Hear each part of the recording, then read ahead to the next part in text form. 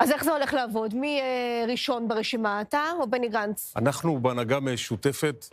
אין לי שום בעיה לומר שבני גנץ יהיה הוא יהיה הראשון, אני השני. אני חושב שזה לא... אבל זהו, זה מוסכם, אתם רצים יחד. כן, אני חושב שזה לא רלוונטי. מפלגה שלא... אני מקווה שנהיה 30 מנדטים, אבל אם לא, אז זה לא רלוונטי אחד או שניים לראשות ממשלה.